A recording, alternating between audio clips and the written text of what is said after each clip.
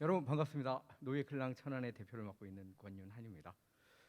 연주보다도 마이크 앞에 서는 게 더 떨리는 것 같습니다. 그 노예클랑은 독일 말입니다. 독일 말로 새로운 소리라는 의미를 갖고 있습니다.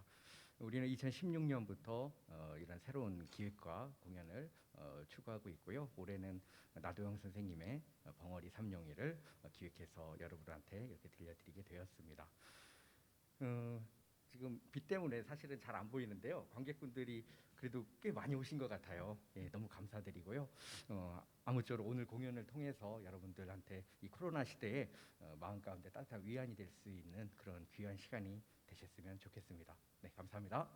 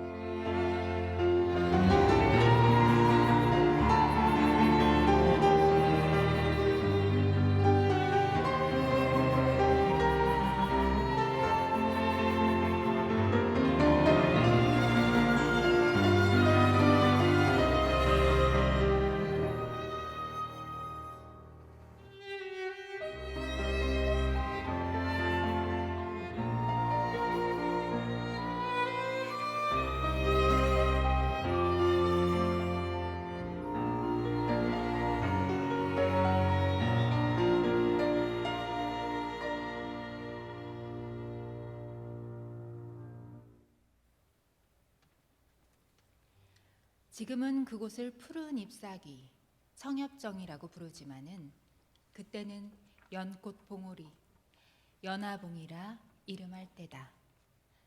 빈민굴이라고 할 수밖에 없는 지저분한 촌락이 되어버린 지금과 달리 자기네 딴엔 행세한다는 사람들이 있을 때였다. 집이라고는 10여 옥분, 그곳에 사는 사람들은 대개 과목밭을 하고 또는 채소를 심거나 그렇지 않으면 콩나물을 길러 생활을 해나갔다. 그중 큰 과목밭을 갖고 여유 있는 생활을 하던 이가 있었는데 동네 사람들은 그를 오생원이라고 불렀다. 보기 좋게 살찐 얼굴에 목소리는 마치 여름 버드나무에 매달려 길게 목 느려오는 매미소리 같이 저르렁저르렁 하였다. 그가 이곳으로 이사 온 지는 얼마 되지 아니했다. 그는 동네에서 인심을 잃지 않으려고 섣달이면 북어회에 김톳을 나눠주며 농사 때에 쓰는 연장도 넉넉히 장만해 아무 때나 동네 사람들이 쓰게 하므로 그 동네에선 가장 인심 후하고 존경을 받는 집인 동시에 세력 있는 집이다. 그 집에는 삼룡이라는 벙어리 아인 하나가 있으니 키가 본시 크지 못하여 땅딸보로 되었고 고개가 달라붙어 몸뚱이에 대강이를 갖다 붙인 것 같다. 얼굴은 곰보가 심하고 입이 크다. 머린 전에 새꼬랑지 같은 것을 주인의 명령으로 깎기는 깎았으나 불밤송이 모양으로 언제든지 푸하게 일어섰다. 걸어다니는 것을 보면 마치 옴두꺼비가 서서 다니는 것 같이 숨차 보이고 더디어 보인다. 동네 사람들이 부르길 삼룡이라고 부르는 법이 없고 언제든지 벙어리 벙어리 하지만 삼룡이는 그 소리 역시 듣지 못한다.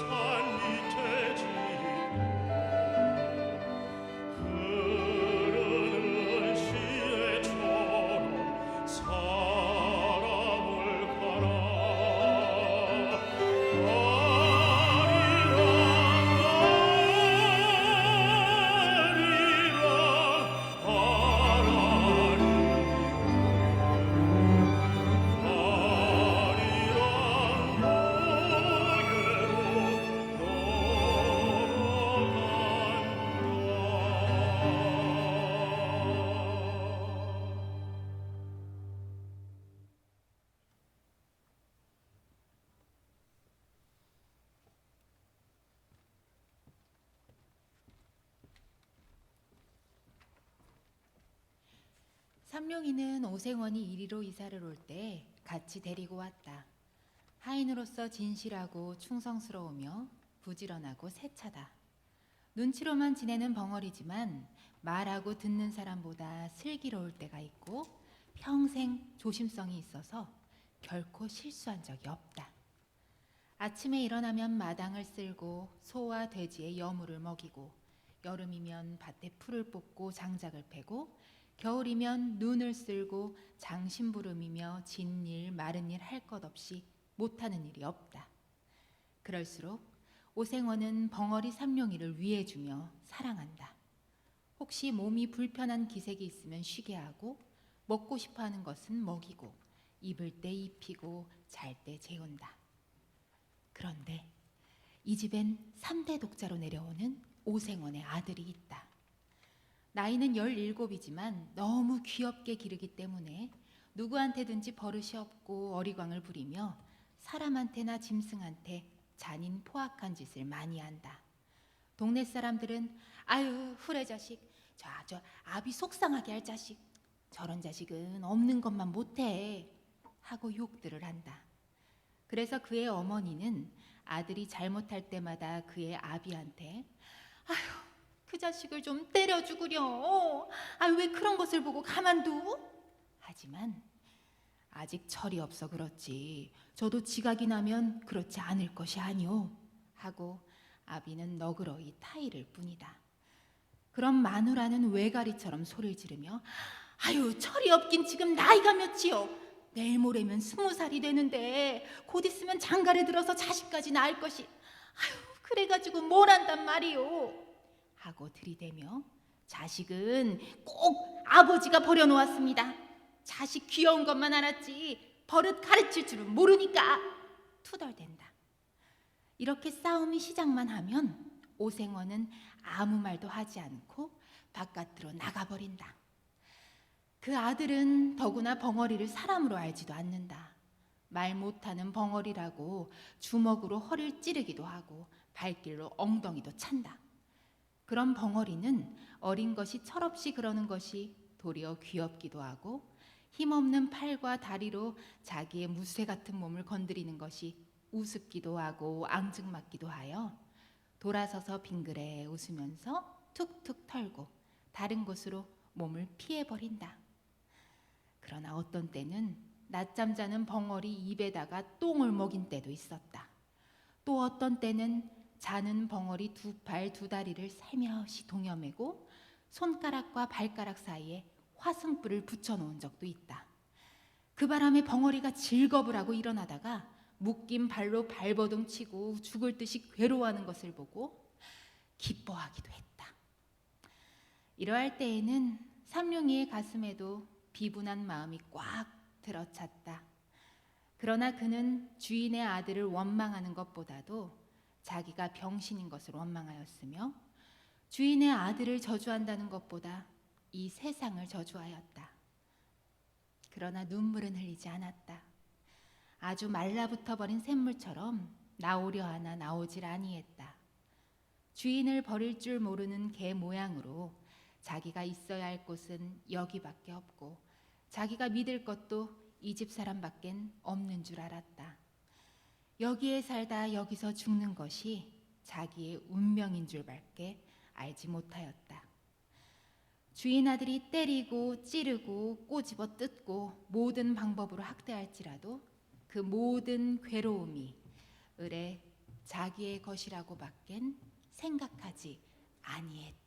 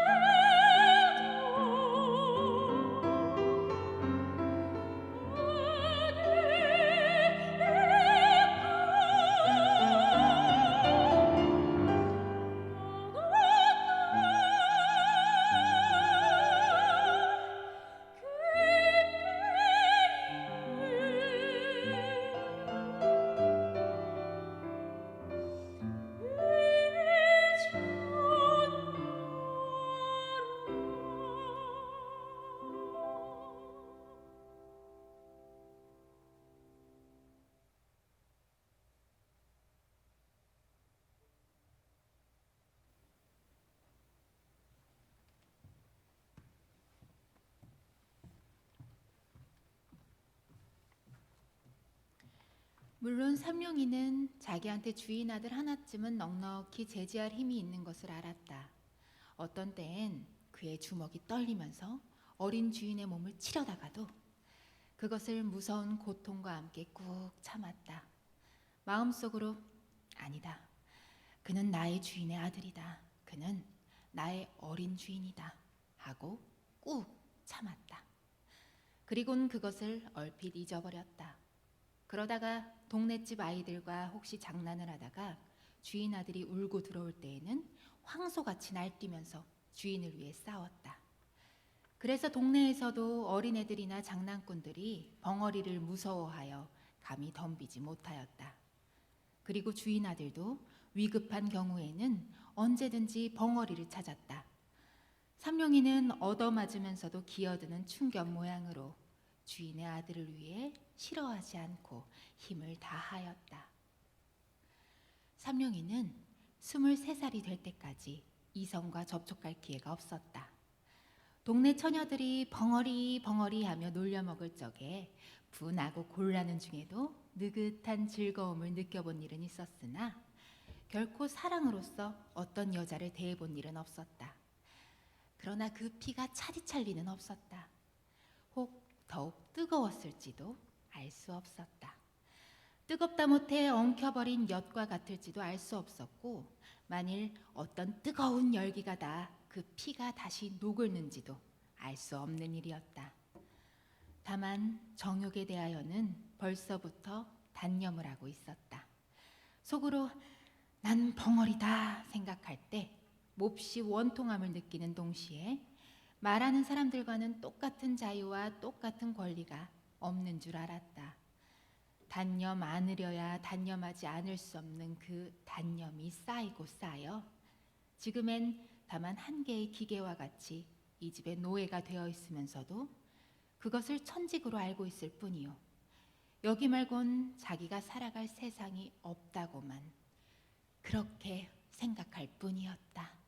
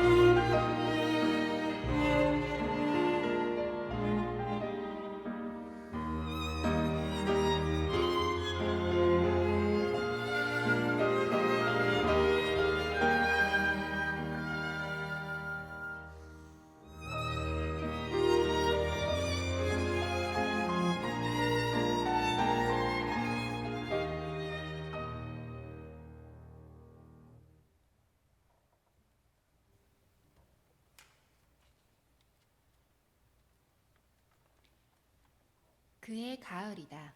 주인의 아들이 장가를 들었다. 오생원은 자기가 문벌이 얕은 것을 본시 한탄하여 신부를 구할 때 첫째 조건이 문벌이 높아야 할 것이었다. 그러나 문벌 있는 집에서 그리 쉽게 색시를 내놓을 리가 없었다. 그러므로 하는 수 없이 어느 영락한 양반의 딸을 돈을 주고 사오다시피 하였다. 혹시 무슨 딴소리가 있을까 하여 부랴부랴 성례식을 시켜버리고 혼인할 때의 비용도 그때 돈으로 3만 양을 썼다. 그리고 처갓집에는 며느리 뒤봐주는 바느질싹, 빨래싹이라는 명목으로 한 달에 2,500냥씩이나 대주었다. 신부는 자기 아버지가 세상을 뜨기 전까지 상당히 금지오겹같이 기른 터라 구식가정에서 배울 것, 읽힐 것은 못하는 것이 없고 본래 인물이라든지 행동거지에 조금도 구김이 있지 아니한다. 그래 신부가 오자 신랑의 흠절이 생기기 시작했다. 아유, 신부한테 대면 두름이랑 까마귀지. 아직도 철딱서니가 없어. 색시한텐 쥐어지내겠지? 아유, 신랑한텐 과하지. 동네집 말 좋아하는 여편네들이 모여 앉으면 이렇게 비평들을 한다. 남 걱정 잘하는 어떤 마누라님들은 간혹 신랑을 그대로 세워놓고 아유 글쎄 인제는 어른이 됐으니 샘을 좀 해요. 아유 그러고 어떻게 색시를 거느려 가누? 색시방에 들어가기가 부끄럽지도 않남? 하고 들이대다시피 하는 일도 있다. 또 그의 고모되는 이가 와서는 인제는 너도 어른이야. 그만하면 너도 지각이 날 때가 되지 않았니? 응? 네 처가 부끄럽지 아니하냐? 하고 타이를 때도 있다. 그럴 적마다 그의 마음은 그 말하는 사람보다도 자기를 이렇게 만든 자기 아내가 더욱 밉살머리스러웠다. 아휴, 여편네가 다 무엇이냐? 저 빌어먹으려니 들어오더니 날 이렇게 못살게 굴지. 혼인한 지 며칠도 못 되어 그는 색시방에를 들어가지 않았다. 집안에선 야단이 났다. 마치 돼지나 말 새끼를 혼례시키려는 것 같이 신랑을 색시방으로 집어넣으려 하나 막무가내였다. 집안 식구들은 하는 수가 없어 맨 나중으로 오생원한테 일을 밀었고 아버지에게 꾸중을 듣고 들어온 그는 다짜고짜 신부의 머리채를 쥐어잡아 마루 한복판에 태지를 쳤다. 이년 네 집으로 가거라. 보기 싫다. 내 눈앞에는 보이지도 마라. 성을 내며 밥상을 가져오면 그 밥상이 마당 한복판에서 제주를 넘고 옷을 가져오면 그 옷이 쓰레기통으로 날아갔다. 이리하여 색시는 시집 오던 날로부터 팔자한탄을 하고 날마다 우는 사람이 되었다. 그러나 울면 요사스럽다고 때린다. 또 말이 없으면 빙충 맞다고 친다. 그 집엔 평화로운 날이 없게 되었다.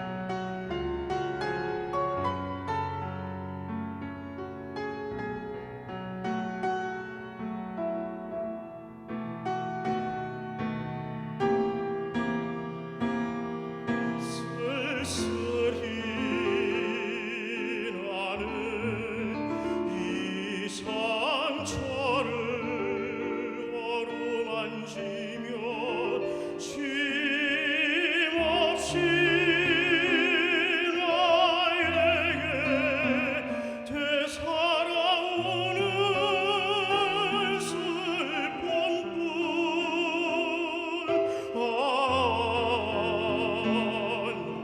누가 그 아름다운 나를 가져다 줄 것이냐 그 첫사랑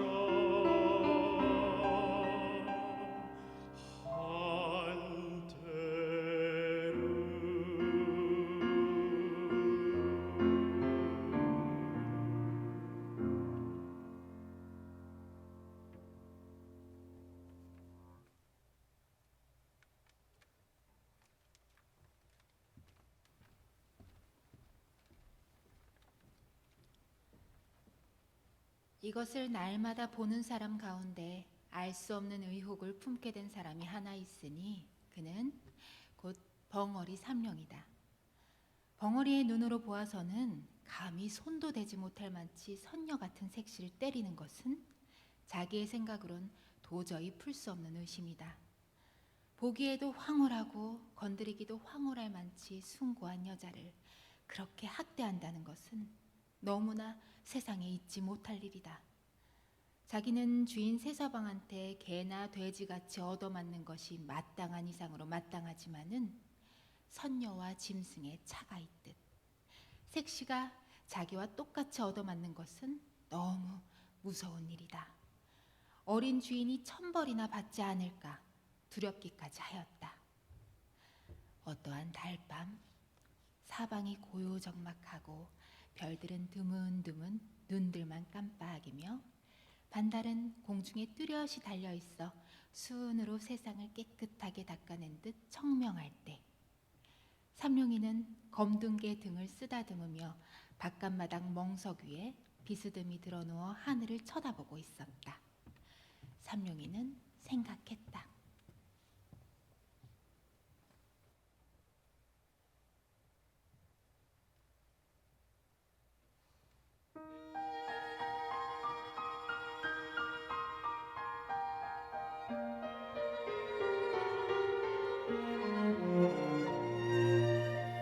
바람이 손을 닿아요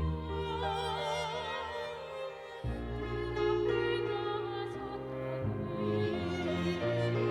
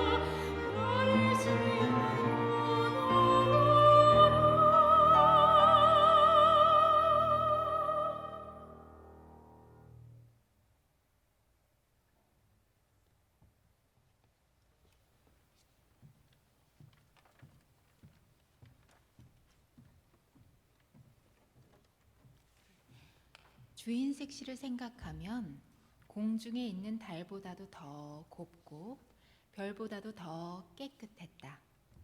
주인 색시를 생각하면 달이 보이고 별이 보였다. 마치 달이나 별이 땅에 떨어져 주인 새아가씨가 된 것도 같고 주인 새아가씨가 하늘에 올라가면 달이 되고 별이 될 것 같았다. 더구나 자기를 어린 주인이 때리고 꼬집을 때 감히 입 벌려 말은 하지 못하나 측은하고 불쌍하게 여기는 정이 그 두 눈에 나타난 것을 생각할 때 그는 부들부들한 개의 등을 어루만지면서 감격을 느꼈다. 개는 자기를 귀여워하는 줄 알고 꼬리치며 벙어리의 손을 핥았다. 삼룡이의 마음은 주인 아씨를 동정하는 마음으로 가득 찼다. 또는 그를 위해 자기의 목숨이라도 아끼지 않겠다는 의분에 넘쳤다. 그건 마치 살구를 보면 입속에서 침이 돌듯 본능적으로 느껴지는 감정이었다. 하루는 어린 주인이 먹지 않던 술에 잔뜩 취해 어떤 놈한테 맞아 길에 자빠진 것을 업어다가 안으로 들여다 누인 일이 있었다. 새색시 혼자 방에서 바느질을 하고 있다가 이 꼴을 보게 되었다. 그리고 벙어리의 충성된 마음이 고마워서 쓰던 비단 헝겊 조각으로 부싯돌 주머니 하나를 만들어 주었다. 이것이 새서방의 눈에 띄었고 색시는 밤에 자다 말고 마당 복판에 머리를 푼 채 내동댕이가 쳐졌다. 그리고 온몸에 피가 맺히도록 얻어맞았다. 이것을 본 벙어리는 또다시 의분이 마음에 뻗쳐 올라왔다. 그래서 미친 사자와 같이 뛰어들어가 어린 주인을 내던지고 새색시를 둘러매었다. 그리곤 독수리처럼 바깥사랑 주인 영감한테 뛰어가 그 앞에 색시를 내려놓고 손짓과 몸짓을 10번, 20번 거푸하며 하소연했다. 그런 다음 날 아침 벙어리는 어린 주인한테 물풀애로 얼굴을 몹시 얻어맞아 한쪽 뺨이 눈을 얼러 피가 나고 주먹처럼 부었다. 어린 주인은 이 흉측한 벙어리 같으니 내 옆편 낼 건드려? 하고 부싯돌 쌈지를 빼앗아 갈갈이 찢어 뒷간에 던졌다. 그리고 이런 것은 죽어야 해! 하며 벙어리의 등짝을 갈겨 그 자리에 쓰러지게 했지만 벙어리는 다만 두 손으로 빌 뿐이었다. 말도 못하고 고개를 몇백 번 코가 땅에 닿도록 그저 용서해달라고 빌기만 했다. 그러나 그의 가슴에는 비로소 숨겨있던 정의감이 머리를 들기 시작했다. 벙어리는 아픈 것을 참으며 북받치는 분노와 분노에 뒤따라오는 심술 같은 것을 꾹 억제했다. 그날부터 벙어리는 안방 출입금지를 당했다. 이 들어가지 못하게 하는 것이 벙어리로 하여금 더욱 궁금증이 나게 했다. 그 궁금증은 묘하게 빛이 변해 주인 아씨를 뵙고 싶은 감정으로 변해갔다. 뵙지 못하니 가슴이 타올랐다.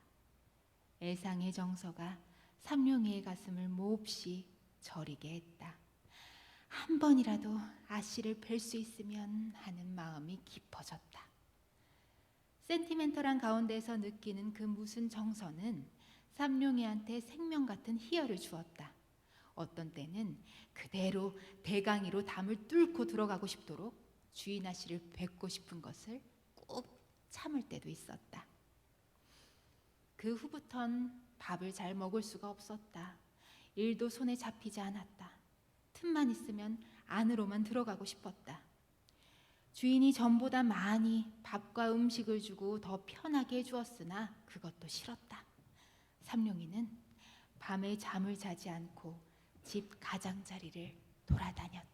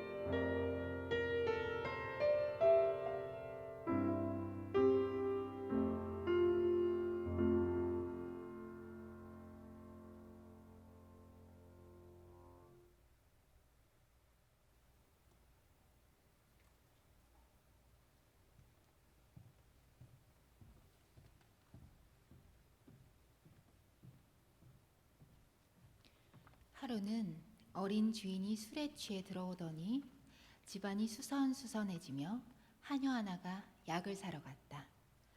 들어오는 것을 보고 붙잡아 그것이 무엇이냐 물었다. 하녀는 주먹을 뒤통수에 대고 얼굴을 젊다고 하는 뜻으로 쓰다듬으며 둘째 손가락을 내밀었다. 그 집주인은 엄지손가락이요 둘째 손가락은 새서방님이란 뜻이요 주먹을 뒤통수에 대는 것은 여편네라는 뜻이요 얼굴을 문지르는 것은 예쁘다는 뜻으로 벙어리한테 쓰는 암호다. 그런 뒤에 다시 혀를 내밀고 눈을 뒤집어 쓰는 형상을 하고 두 팔을 싹 벌리고 뒤로 자빠지는 꼴을 하니 그것은 사람이 죽게 되었거나 알을 쩌게 하는 말 대신의 손짓이다.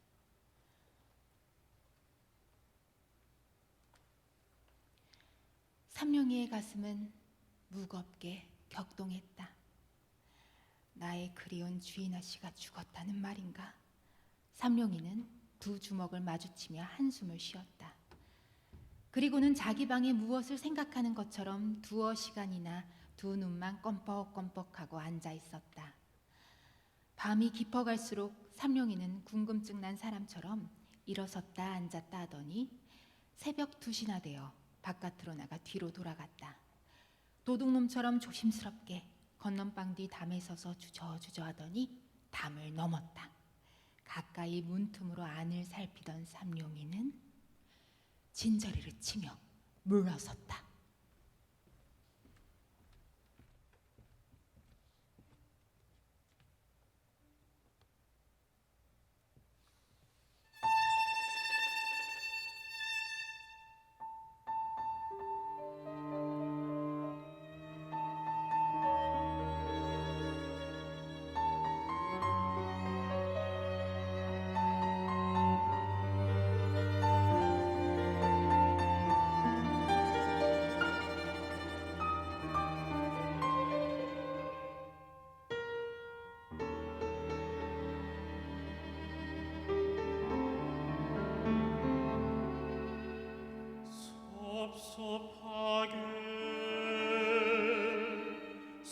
섭섭하게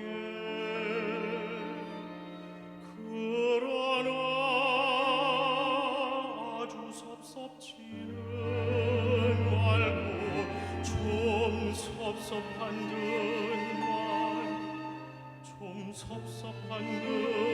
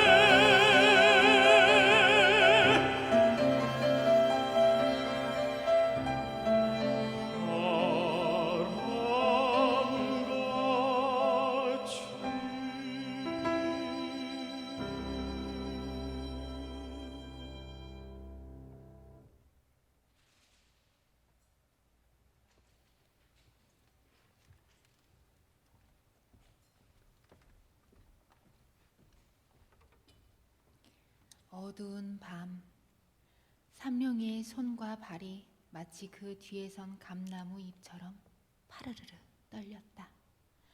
눈이 둥그레져서 얼른 문을 박차고 뛰어들어갔을 때 주인아 씨는 한 손에 길다란 명주수건을 들고 있었다. 주인아 씨는 다른 팔로 벙어리의 가슴을 밀치며 뻗뛰었다. 벙어리는 다만 에헤 소리를 지르며 그 명주수건을 뺏으려 애쓸 뿐이다. 집안은 야단이 났다. 집안이 망했군. 아유, 어디 사내가 없어서 벙어리를 하는 소리가 이 구석 저 구석에서 수군댄다. 그 이튿날 아침, 벙어리는 온몸이 지디긴 것이 되어 마당에 거꾸러져서 입에서 피를 토하며 신음하고 있었다. 그 곁에 선 어린 주인이 몽둥이를 들고서 문초를 한다. 이놈! 하고는 음란한 흉내는 모조리해 가며 건넌방을 가리킨다. 그러나 벙어리는 손을 내저을 뿐이다. 그러는 동안 몽둥이에는 살점이 묻어나왔다. 그리고 피가 흘렀다. 벙어리는 타들어가는 목으로 소리도 못 내며 고개만 내젓는다. 그는 피를 토하며 거꾸러지며 이마를 땅에 비비며 고개를 내흔든다. 땅에는 피가 스며든다. 어린 주인은 채찍 끝에 남뭉치를 달아서 가슴을 훔쳐 갈겼다가 힘껏 잡아 뽑았다. 벙어리는 그대로 거꾸러지며 말이 없었다. 어린 주인은 그래도 시원치 못했다. 어제 벙어리가 새로 갈아놓은 낫을 들고 달려들었다. 그는 그 시퍼렇게 날선 낫을 번쩍 들었다. 그리고 벙어리를 찌르려 할 때 벙어리는 한 팔로 그것을 받았고 집안 사람들은 달려들었다. 벙어리는 낫을 뿌리쳐 저리로 내던졌다. 오생원은 집안이 망했다고 사랑에 누워서 모든 일들을 들은 채 만 채 문을 닫고 나오질 않는다. 그날 저녁 벙어리는 다시 끌려 나왔다. 어린 주인은 삼룡이가 입던 옷과 신짝을 주며 눈을 부릅뜨고 손을 멀리 가리키며 가! 너 인제는 우리 집에 있지 못한다! 하였다. 벙어리는 기가 막혔다. 벙어리 삼룡이한테는 이 집 말고 다른 집은 없었다. 살 곳이 없었다. 자기는 언제든지 이 집에서 살고 이 집에서 죽을 줄밖에는 몰랐다. 어린 주인의 다리에 매달려 애걸하였다. 말도 못하는 것을 몸짓과 표정으로 간곡한 뜻을 표하였다. 그러나 어린 주인은 발길로 지르고 사람을 불렀다. 이놈을 좀 내쫓아라! 벙어리는 죽은 개 모양으로 끌려나갔다. 그리고 대갈배기를 개천 구석에 들이박히면서 나가 곤드라졌다.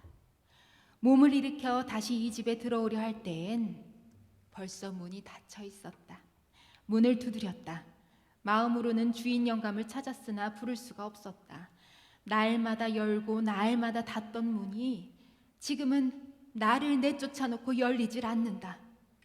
자기가 건사하고 자기가 거두던 모든 것이 오늘엔 자기의 말을 듣지 않는다.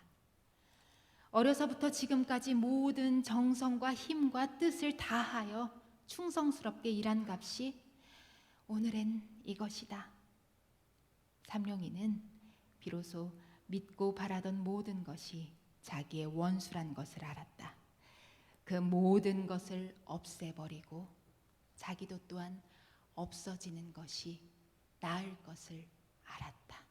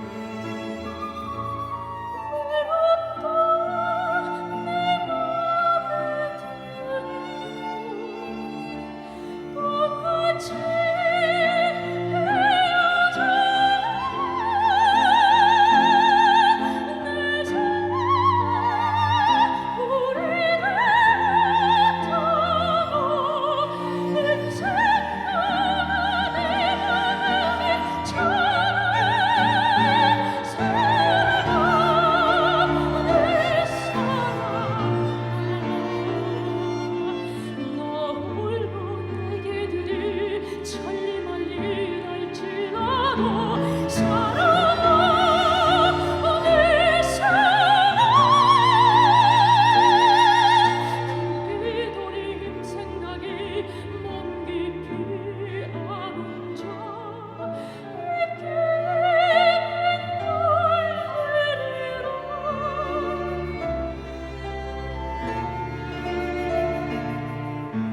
내 사랑아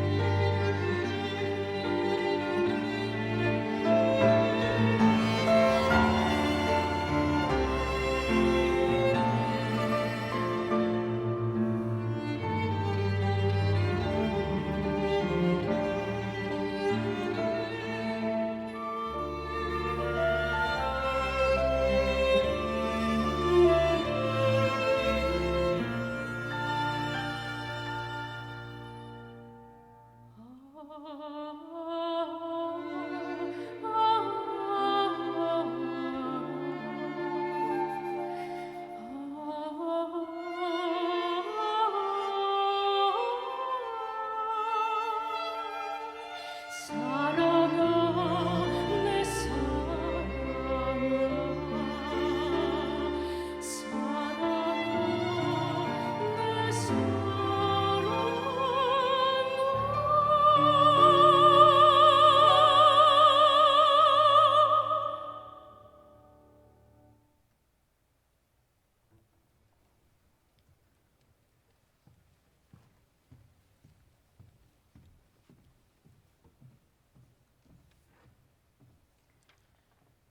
그날 저녁 밤은 깊었는데 멀리서 다구는 소리와 함께 개 짖는 소리만이 들린다. 난데없는 화염이 오생원의 집을 에워쌌다. 그 불을 미리 놓으려고 준비했던지 불은 집 가장자리로 쭉 돌아가며 달라붙어 공중에서 내려다보면 집의 윤곽이 선명하게 보이며 타오른다. 불은 마귀의 혓바닥처럼 날름날름 집 한 채를 삽시간에 먹어버린다. 이와 같은 화염 속으로 뛰어들어가는 사람이 하나 있으니 바로 낮에 집을 쫓겨났던 삼룡이다. 그는 먼저 사랑에 가서 문을 깨뜨리고 주인을 업어다가 밭 가운데에 놓고 다시 들어간다. 얼굴과 등과 다리가 불에 대어 쭈그러드는 것을 알지 못한다. 삼룡이는 건넌방으로 뛰어들었다. 그러나 색시는 없었다. 다시 안방으로 뛰어들었다. 그러나 또 없고 어린 주인이 그의 팔에 매달려 구해달라 애원했다. 그러나 그것을 뿌리쳤다. 다시 석가래가 불에 시꺼멓게 타들어가며 그의 머리에 떨어졌다. 그러나 그것을 몰랐다. 이번엔 부엌으로 가보았다. 부엌에서 나오다가는 문설주가 떨어지며 왼팔이 부러졌다. 그러나 그것도 몰랐다. 다시 광으로 가보았지만 거기도 없었다. 다시 건넌방으로 들어갔다. 그때야 색시가 타 죽으려고 이불을 뒤집어 쓰고 누워있는 것을 보았다. 색시를 안고 길을 찾았다. 그러나 나갈 곳이 없었다. 삼룡이는 하는 수 없이 지붕으로 올라갔다. 비로소 자기의 몸이 다치고 데이고 부러진 것을 알았다. 그러나 동시에 여태까지 맛보지 못한 즐거운 쾌감을 느꼈다. 색시를 자기 가슴에 안았을 때 벙어리는 이제 처음으로 살아난 듯하였다. 그리고 자기 목숨이 다한 것을 느끼며 색시를 내려놓았을 때 그의 목숨은 이미 끊어진 뒤였다. 집은 모조리 타고 벙어리는 색시를 무릎에 뉘고 있었다. 벙어리의 울분은 그 불과 함께 사라졌을까? 평화롭고 행복한 웃음이 그의 입 가장자리에 10개 나타났을 뿐이다.